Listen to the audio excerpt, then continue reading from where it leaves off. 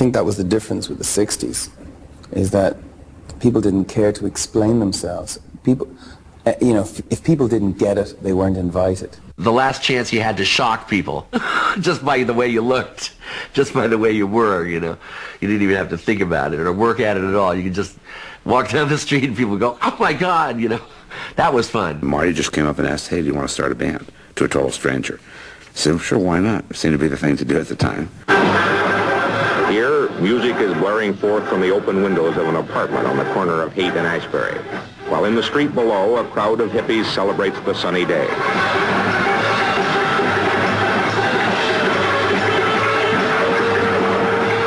Traffic stops. The crowd grows. Finally, the police roll in with paddy wagons and nightsticks. We were much too busy being in the middle of the 60s to wonder, even to this day, why San Francisco. San Francisco's always been a border town, borderland kind of town, where all the strange people come to do strange things, stranger than most things. Drugs, social experimentation, sexual experimentation, anti-authoritarian, if you will, experimentation.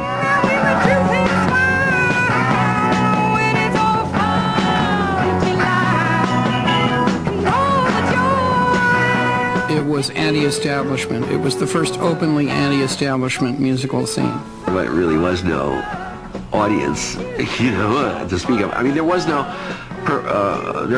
entertainer entertained saying. Everybody was entertaining. Everything there was entertaining. Every event, everything that happened was entertaining.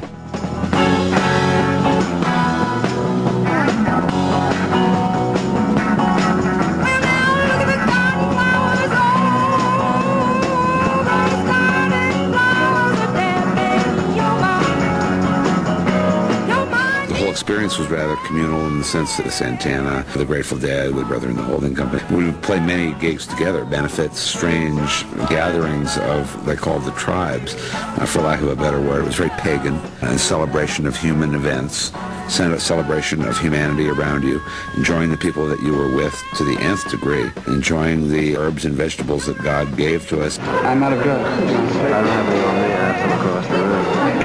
Do you have any drugs?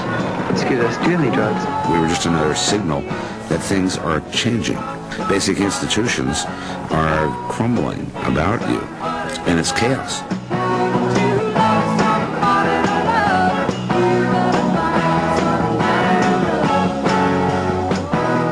The incidents are so bad, so contrary to our standards of human behavior, that I couldn't possibly recite them to you here from this platform in detail. 3 rock and roll bands were in the center of the gymnasium playing simultaneously all during the dance, and movies were shown on 2 screens. These movies were the only lights in the gym proper. They consisted of color sequences that gave the appearance of different colored liquids spreading across the screen, followed by shots of men and women on occasion. Shots where the men and women's nude torsos twisted and gyrated in provocative and sensual fashion.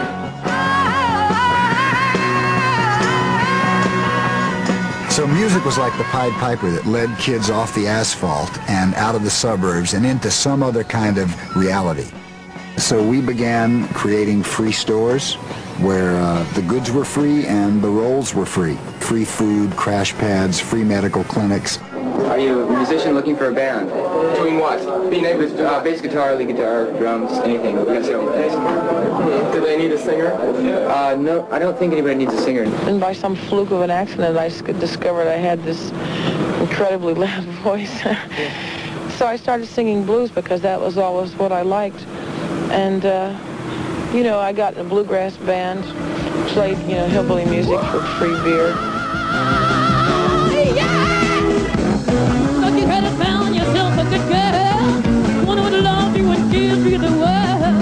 And you find, honey, you but miss you. Come to me, honey, I'll do what you choose. I want you to. I first saw Janis Joplin when she sat in with Big Brother at the Avalon Ballroom, and we played together at the Family Dog. I started falling in love and lived together for 4, 5, 6 months, I guess, in a couple of different locations in the Haight. The Janis that I knew was not the performer that public is familiar with. She was very relaxed, very intelligent, very creative, ambitious, but not overly ambitious, and very into her family, and and enjoying the community of the Haight-Ashbury, which was very small and very affectionate at that time. What do you need? Tell your mama, babe. What you want? Tell your mama, babe. What do you need? What do you want? What do you need? What do you want? Wow, I'll make everything all right. What is it you think young people are looking for today? Sincerity and a good time. Are they finding it? I don't know about you, Daddy, but I'm fine. At least I'm having a good time. You know? I think they're looking for people not to lie to them.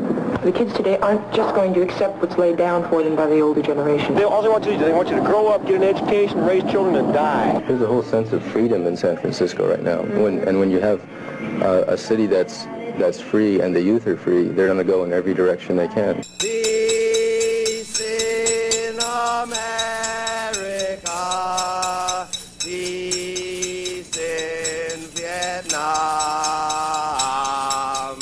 peace in San Francisco. After the first thing called the Human Being, that thing was like, yeah, there is all these people that we're all, you know, it's like, yeah, there is a community. There is this whole big community. We're all those people who were the weird ones, you know. And it was all of a sudden you discovered all these people who were like you know. And they were all people who were influenced by the beatniks. The Beats were into their authentic expression. They were into living authentic lives that were based on their real feelings, not their conditioned feelings. And I think they stood as a kind of beacon to personal integrity in that way. And so you add psychedelics to that, and you've got the Haight-Ashbury. The hippies are capable of extremely hard work. This is the house of a popular local band which plays hard rock music. They call themselves the Grateful Dead. They live together comfortably in what could be called affluence. There are many other similar houses or apartments at Haight-Ashbury, maintained by hippies who work in places where employers do not mind bizarre dress or long hair. Their concept of a new style of life unites them. We would all like to be able to live an uncluttered life, a simple life, a good life, you know, and like think about moving the whole human race ahead a step or a few steps. And, or half a step. Yeah, or half a step. I think that most of the people who are hippies now came to it through drugs. Yeah, but it's not a dope movement. We're not trying to spread dope. I think personally that the more people turn on, the better world it's going to be. Look for a while at the time, cats on flower crown, walk jingle here the midnight sun. Pop, don't want to chip or silver, this traveling road show with the Grateful Dead and the Pranksters came swirling through called Can You Pass the Acid Test? So I was all for that. You know, I'm looking to always expand my horizons and peripheries and saw them off if possible.